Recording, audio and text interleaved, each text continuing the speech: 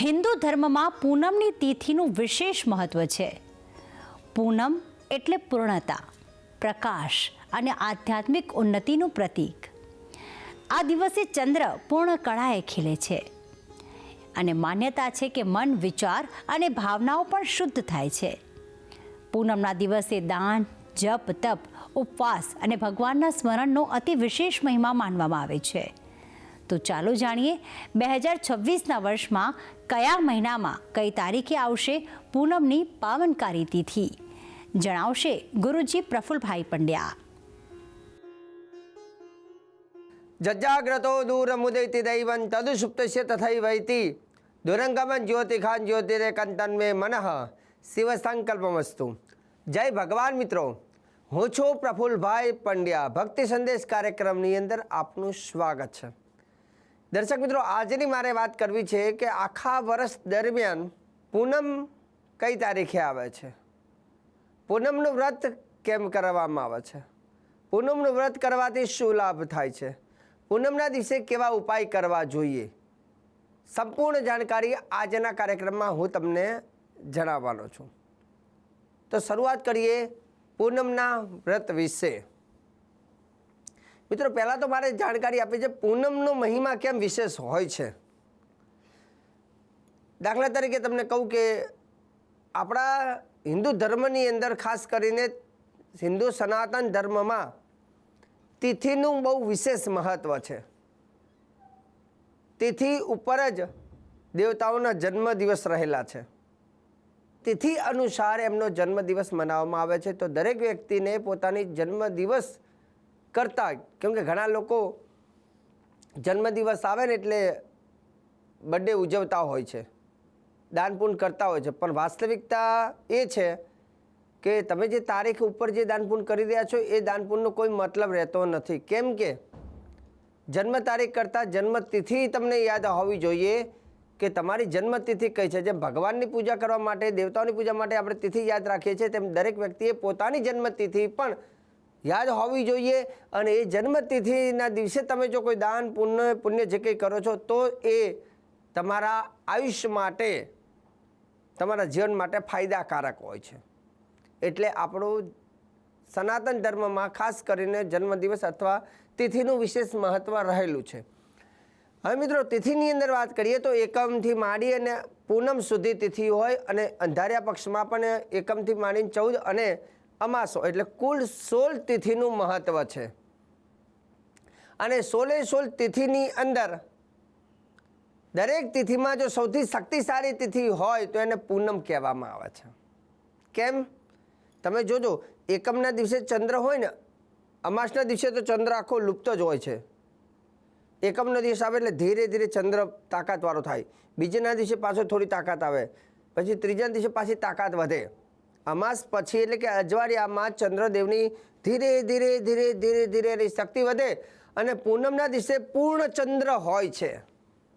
અને પૂર્ણ ચંદ્ર જ્યારે હોય તો એવું કહેવાય છે કે એ દિવસ સૌથી વધારે શક્તિશાળી હોય, પૂર્ણ શક્તિશાળી.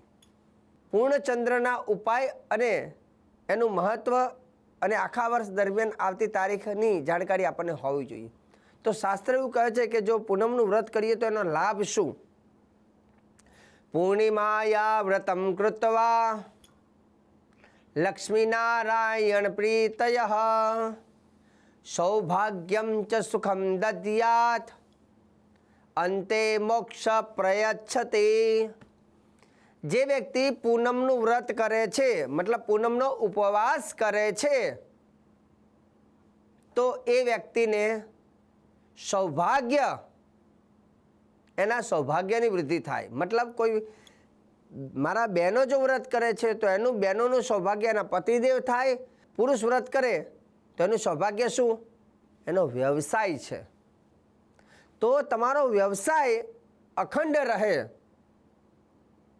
જેમ સ્ત્રી માટે એને ચોડીને ચાંદલો અખંડ રહે, તેમ પુરુષ માટે એનો વ્યવસાય અખંડ રહે, એટલે સૌભાગ્ય. તો આ વ્રત કરવાથી પુરુષ કરે તો એના વ્યવસાયમાં તરક્કી થાય, બેન કરે તો એના પતિદેવના આયુષ્યની વૃદ્ધિ થાય. તો પહેલું તો કે આ વ્રત કરવાથી સૌભાગ્યની પ્રાપ્તિ. બીજા નંબરની વસ્તુ, સૌભાગ્યમ ચ સુખમ દદ્યાત આ વ્રત સૌભાગ્ય આપે છે, પાછું સુખ પણ પ્રદાન કરે છે. અને ત્રીજો શબ્દ અંદર લખ્યો અંતે મોક્ષ પ્રયચ્છતિ. અંતે મોક્ષ પ્રયચ્છતિ. પાછું જે વ્યક્તિ પૂનમનો વ્રત કરે છે એને અંતે મોક્ષ પ્રયચ્છ, છેલ્લે એને મોક્ષ પણ મળે છે. એ તાકાત છે આ પૂનમના વ્રતની. બીજા નંબરની વસ્તુ, પૂનમના દિવસે લક્ષ્મીનારાયણની પૂજા અથવા સત્યનારાયણની કથા કરવી એ પણ વધારે ફળદાયી છે. એથી આગળ વાત કરીએ તો પૂનમના દિવસે જો તમે શક્તિની ઉપાસના કરો છો, તમારા કુળદેવી અથવા આદ્ય શક્તિના મંદિરે જઈ અને દેવીને નમસ્કાર કરી અને એના દર્શન કરો છો, એની પૂજા કરો છો, તો એનાથી પણ જીવનમાં પૂર્ણ સુખોની પ્રાપ્તિ થાય છે. ઘણા લોકો પૂનમના દિવસે માના ગબ્બરે જતા હોય, માના દર્શન કરવા જતા હોય, ચાલતા જતા હોય. પૂનમના દિવસે દેવીના વ્રત ભરવાથી અથવા એનો મંદિરે દર્શન કરવાથી પણ એનું કલ્યાણ થાય છે. ત્રીજા નંબરની વસ્તુ, પૂનમનો દિવસ હોય તો તે વ્યક્તિએ એક ઘરેલું ઉપાય કહું છું બધા માટે. આ દુનિયામાં સૌથી વધારે સુખી એ માણસ કહેવાય કે જેને પૂરેપૂરી ઊંઘ સારી આવતી હોય. એ બહુ સુખી માણસ. આપણે ઘણી વખત વાતમાં કહેતા હોય, બહુ ઊંઘતો હોય જાણે કે ભાઈ આ કેટલો સુખી છે, ફર્સ્ટ ક્લાસ ઊંઘ આવી જાય. બેઠા બેઠા ઘણા વાતો કરતાં ઘડીકમાં ઊંઘી જતા હોય. તો સમજવાનું એ લોકોને જલ્દી ઊંઘ આવે છે કે ઊંઘ બહુ મહત્ત્વની છે.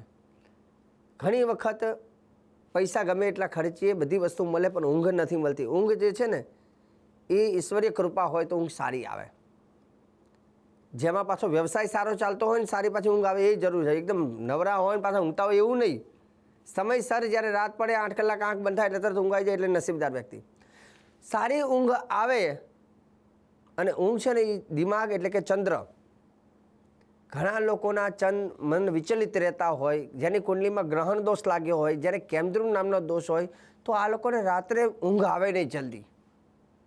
મન વિચલિત રહેતું હોય, વિચારો ચાલુ હોય, સ્વપ્ન ચાલુ એટલે પૂર્ણ ઊંઘ એમને ના મળે. તો આપણા ઋષિમુનિએ પણ ઘણા બધા વિકલ્પ બતાવ્યા હતા કે જેને આવા દોષ હોય તો એને ચંદ્રના નંગ પહેરાવાય. એનાથી બીજો વિશેષ ઉપાય બતાવ્યો હતો કે શરદ પૂનમ હોય એટલે દૂધ અને પૌવા, ચંદ્રદેવનું લિક્વિડ જે દૂધ છે અને એમાં પૌવા, ચોખામાંથી બને પૌવા, દૂધ પૌવાને મિશ્રણ કરી ચંદ્રની ચાંદનીમાં પરિપક્વ થવા દો અને પછી એને ખાવાથી એવું કહેવાય છે કે મેધાવૃત્તિ થાય છે. તો એવા વ્યક્તિનો ચંદ્ર સારો થાય છે. જે લોકોને બહુ ગુસ્સો આવતો હોય ભયંકર, તો એ લોકોએ માટલીમાં પાણી ભરી આખી રાત ચંદ્રની પૂનમના દિવસે રાત્રે રાખો અને બીજા દિવસે એને બોટલમાં લઈ અને પીવાથી એનો ગુસ્સો પણ શાંત થાય છે. તો પૂનમના ચંદ્રનું પણ એક તાકાત છે. પૂનમના દિવસે લક્ષ્મીનારાયણની પૂજાનું પણ મહત્ત્વ છે. પૂનમના દિવસે દેવીના દર્શનથી પણ કલ્યાણ થાય છે. તો હવે રહી વાત કે આખા વર્ષની પૂનમો ક્યારે છે. પ્રશ્ન મેન મુદ્દો પૂનમ ક્યારે છે. તો હવે તમે નોટ ને પેન લઈ લો અને લખી લો એટલે આખા વર્ષની તમને પૂનમની માહિતી મળી જશે. પહેલું તો માઘ મહિનાની માઘ સુદ પૂનમ જે બીજા મહિનામાં છે એટલે તારીખ છે ની 1/2/2026. પછી આવે છે ફાગણ મહિનાની પૂનમ. ફાગણ પૂનમ એટલે હોળીનો દિવસ. તો ફાગણ મહિનાની પૂનમ ક્યારે છે કે તો તારીખ છે 3/3/2026 એટલે કે 3 માર્ચ 2026. એપ્રિલ મહિનાની પૂનમ એટલે હનુમાન જયંતિ. ચૈત્ર સુદ પૂનમ જેની તારીખ છે 2/4/2026. ત્યાર પછી વૈશાખ મહિનાની પૂનમ. તો વૈશાખ મહિનાની પૂનમ છે 1/5/2026. આ વખતે અધિક માસ છે તો અધિક માસની પૂનમ જે છે એ આવે છે 30/5/2026. જેઠ મહિનાની પૂનમ જેને જ્યેષ્ઠાભિષેક કહેવામાં આવે છે, ભગવાન જગન્નાથજી ઉપર અભિષેક થાય છે તે દિવસ એટલે કે જ્યેષ્ઠાભિષેકની પૂનમ જેઠ મહિનાની. તો જેઠ સુદ પૂનમ એટલે કે 29/6/2026. ત્યાર પછી અષાઢ મહિનાની પૂનમ એટલે કે ગુરુ પૂર્ણિમા આવે. તો અષાઢ સુદ પૂનમ જે છે 29/7/2026. શ્રાવણ મહિનાની પૂનમ એટલે કે રક્ષાબંધન આવે તે. તો શ્રાવણ મહિનાની પૂનમ એટલે એની તારીખ છે 27/8/2026. ભાદરવો મહિનાની પૂનમ એટલે ભાદરવા સુદ પૂનમના દિવસે ખાસ કરીને અંબાજી લોકો જતા હોય છે, ચાલતા પગપાળા કરતા હોય છે, તો ભાદરવા મહિનાની પૂનમનો જે દિવસ જે છે 26/9/2026, 26/9/26. ત્યાર પછી આસો મહિનાની પૂનમ, આસો મહિનાની પૂનમ એટલે ખાસ કરીને મોટી પૂનમ, જેને શરદ પૂનમ કહેવામાં આવે છે, તો એ છે 26/10/2026. પછી આવે છે કારતક શુદ્ધ પૂનમ એટલે કે દેવ દિવાળી, જેની તારીખ છે 24/11/2026. અને માગશર મહિનાની પૂનમ, માગશર શુદ્ધ પૂનમ જે 2026ની ડિસેમ્બર મહિનાની એટલે કે 12મા મહિનાની જે છેલ્લી પૂનમ જે છે માગશર સુદ પૂનમ એટલે કે 23/12/2026, એ દિવસે માગશર સુદ પૂનમ છે. તો દર્શક મિત્રો, આખા વર્ષની એટલે કે તમને ડિસેમ્બર મહિના સુધી એટલે કે 12મા મહિના સુધીની જેટલી પણ પૂનમો છે બધી પૂનમોની જાણકારી તમને આપી દીધી. તમારે જો એ દિવસે કોઈ વ્રત કરવું હોય, ઉપવાસ કરવો હોય, દેવીના દર્શન કરવા હોય, તો આ પૂનમની તારીખો તમે નોંધી રાખી હોય તો એ દિવસે કરવામાં તમને કોઈ જાતની અડચણ ઊભી થાય નહીં. કેમ કે ભક્તિ સંદેશ કાર્યક્રમ જોવાનો ફાયદો જે છે કે કાર્યક્રમ જોવાથી આખા વર્ષનું પંચાંગની માહિતી, પૂનમ હોય કે 14 હોય કે 13 હોય કે 11 હોય કે કોઈ વ્રત હોય, તો એ બધી જાણકારી તમને પહેલાંથી ખબર પડી જાય છે.